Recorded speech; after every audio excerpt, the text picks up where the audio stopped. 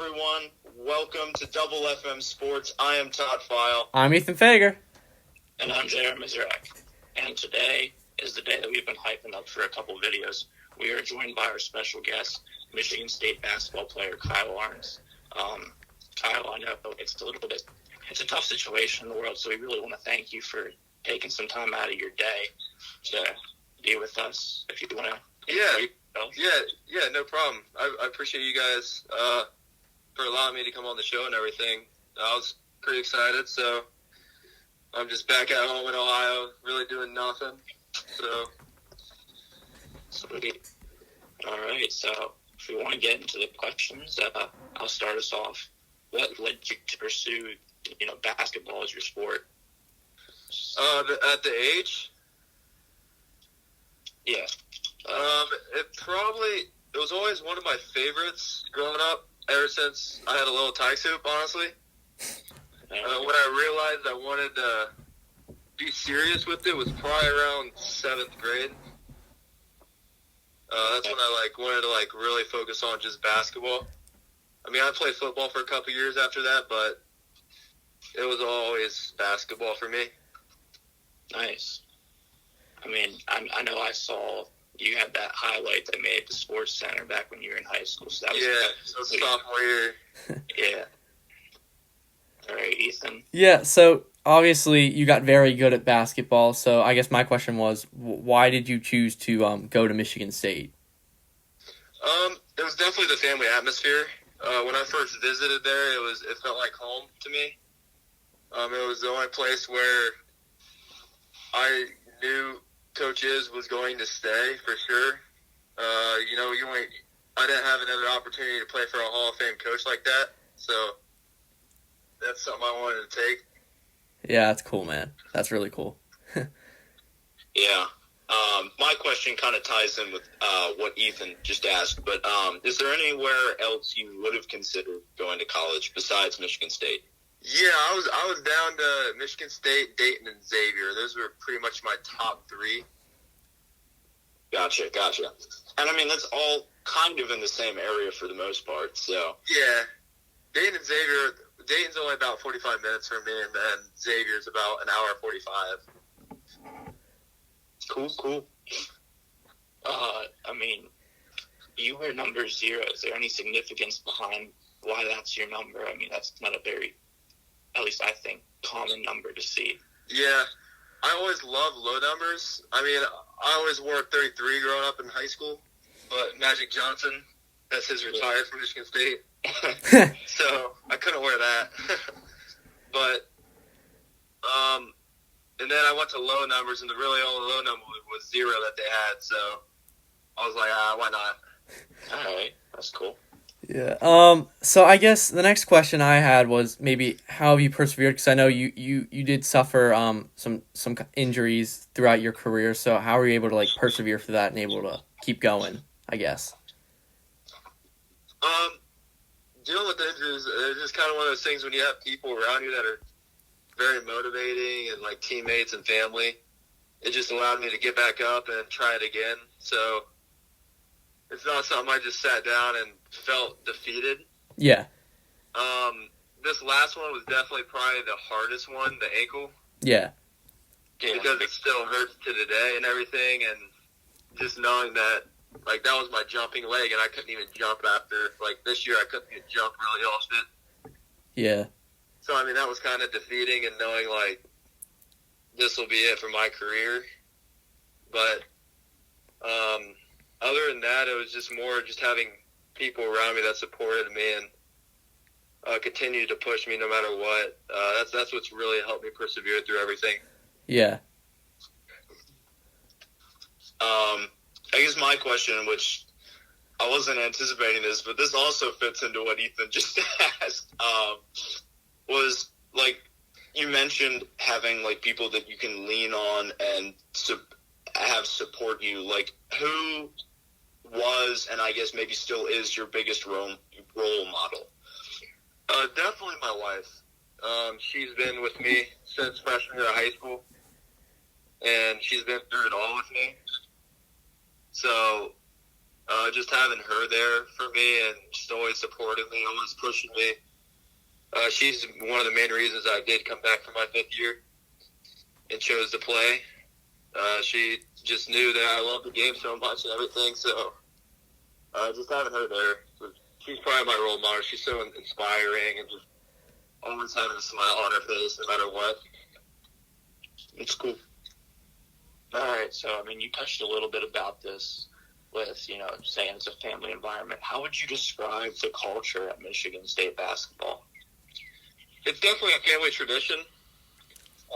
It's always been that. But, when you go there and you have people that come back constantly, that's pretty cool. Like all the pros that come back between Draymond, Denzel, and all those guys. I think that's what makes it so special. And then when you have a coach like Coach is and the rest of the coaches that care so much about you and not only your success, but how you turn out and how you turn into a man and just the process that goes with it. I think that's what makes it so special. Yeah. So as we said before, you're a D1 basketball player. So like, what do your training sessions look like on a daily basis as a D1 basketball player? Yeah, during season is a lot different than out of season. Yeah. Out of season is more just you can do really whatever you want, and condition and everything. Mm-hmm. But in season, it's no more than 20 to 30 minutes just really get your shots that you usually shooting the game up and just really working on footwork and balancing, just keeping like certain muscles engaged, especially for me with my ankle and everything. Yeah. But out of season is where you really do get better just because you have the time. You don't have to worry about practicing so much, so you just get your individual time. Yeah. So you keep coming back to, the family environment and how great of a coach Coach Izzo is. Like, what's it like actually, like, playing under and, like, studying under such a legendary coach like Tom Izzo? Yeah, I wouldn't say it's easy. There's a lot of ups and a lot of downs that goes with it. The one thing that always amazes me about him is he's honestly never satisfied no matter what. You think that you'd make a good play, he would, like, comment you and everything, but no, he's like, let's go get more. He always wants more and more and more from you. And that's honestly amazing to have someone like that around and to push you like that because you hit roofs that you never thought you could hit. Yeah. So, just playing under him, I've learned so much just from my 5 years at Michigan State. So, during your 5 years in Michigan State, Breslin Center is pretty legendary, I think. And what's it like playing a game there, especially against a rival like Michigan or your brother in Ohio State? It's very special. When you walk out and that place is packed, it's packed on a consistent basis. It's not, even when we play, it doesn't matter who we really play, honestly. The Breslin's always going to show out, and the Izzone just does a phenomenal job of, it's got to be one of the hardest courts to play at college, being an away team. So, that giving the energy that they give to us, it makes it so special, especially in the moments that we need it most. Yeah, so kind of tying into that, what was your most fun game to play in during your time at Michigan State? The top two were easily Michigan for the Big Ten title, and then this year against Ohio State. Those were definitely my top two. Yeah, cool. And this also kind of ties in the Breslin Center a little bit, but how would you describe the emotions of your senior night, especially not knowing in the moment that would end up being the last game of the season? Yeah, it was very special still. Just with everything going on, playing against my brother for a championship,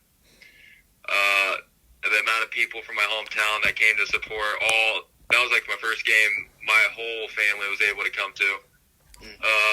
And that was my first game that my grandpa ever came to Michigan State too, just with the travel and everything. So just that, it was very special and an emotional night for me.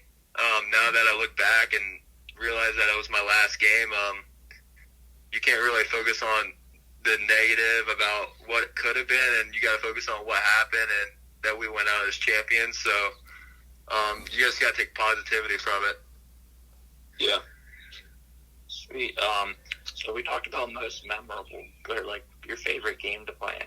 Was there any like memorable moments that's going to stick with you for the rest of your life that might not have been in a game that involves the basketball team? Or the locker room moments, honestly.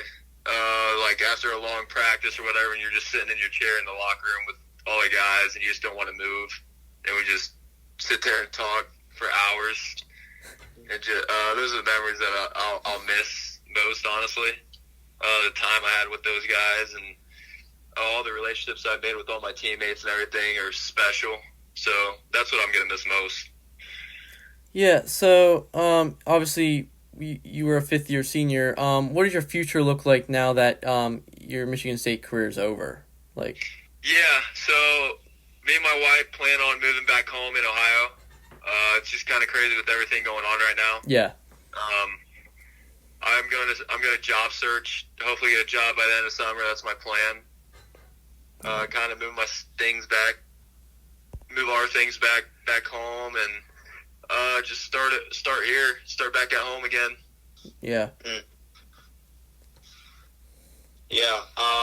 So, final question as far as the interview portion of this episode goes is, do you have any advice for the listeners? Any basketball advice, life advice? Yeah, absolutely. If they're sticking to a sport that they want to do, just continue to work hard, and everything else will really fall into place. Literally trusting the process is, sometimes people don't believe it, but honestly, it's something that I live by, and it's something that does come true. When you do trust the process, your dreams do come true. For life advice, just continue to get up and go at it, whatever you want to do. You can accomplish anything. Anything that you're passionate about, you put the work in for it. I think dreams do come true. Just keep going. Cool. Sweet. all right, well, I guess that's it for the interview. Kyle, you were nice enough to join in a little segment we have. We've been doing a few like opinion questions, I guess we would say, the last couple times. We got best athlete of all time in sports, all sports, I guess. So I guess we can just, go around the table and see what everyone's thinking. Yeah, absolutely. All right, anyone want to start? You want me to start? Sure. Yeah, I'm going to say LeBron James easily. That dude was a football and basketball player. All right. Man, yeah, I think I did actually see something on him a couple days ago about how he, was a pretty serious football player. Yeah, he was incredible. And I'm from Ohio, so that's who I grew up idolizing the most. Yeah. So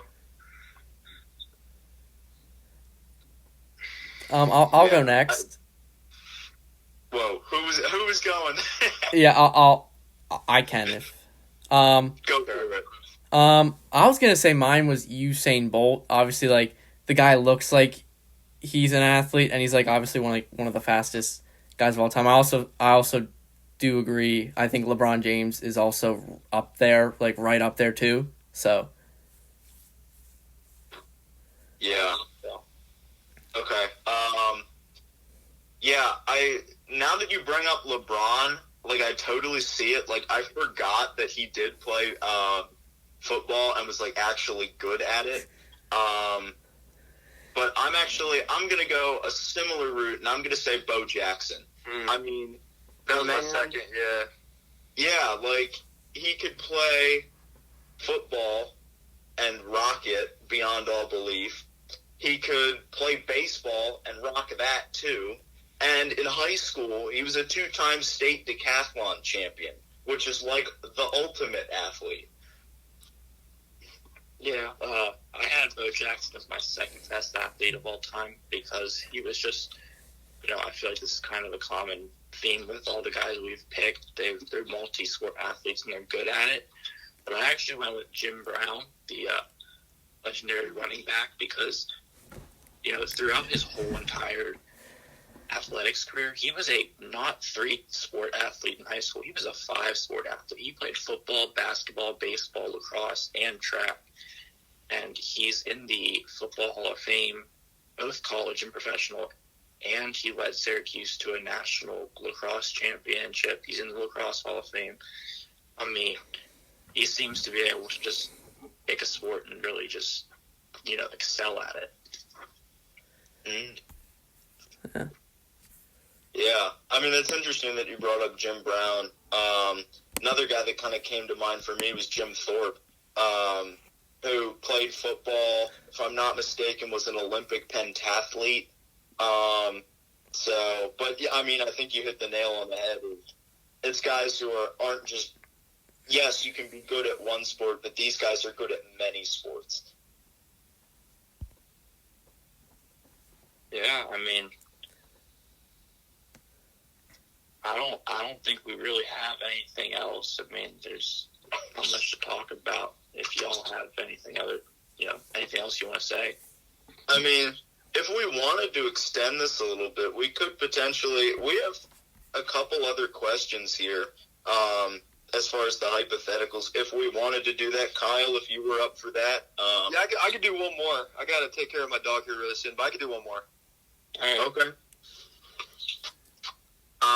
So we've got two as far as like solid questions. Or if Kyle, you had one that you were really thinking of that you wanted to discuss, but the two we have potentially are what city needs a sports team and who are some of the most underrated athletes. I definitely think this. Let's do the city one. All right. Yeah, let's do it. You guys can go first on this one. I'm gonna get some ideas. I gotta think about this one. All right, I'll go first. And I think, well, I mean, I would say as of right now. Wait, are we doing cities that don't have a sports team at all, or a certain sport? I feel like you could probably do either. Okay. Yeah, that's what I was Well, thinking. in terms of basketball, I would say the city that needs a basketball team the most right now would probably be Seattle, seeing as they did have the Supersonics a little while back, and then they moved to the Thunder, and they don't have a team anymore. So I would say Seattle at this point for basketball. All right, Yeah. if you want to go. Okay. Yeah, I would definitely agree with Seattle needs another basketball team. I feel like, I mean, there's also been chatter about them potentially getting a hockey team. Yeah.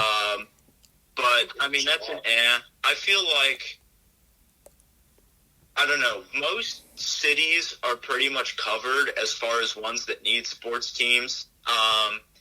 You can't help but feel bad for San Diego because they lost the Chargers and now all they have is the Padres.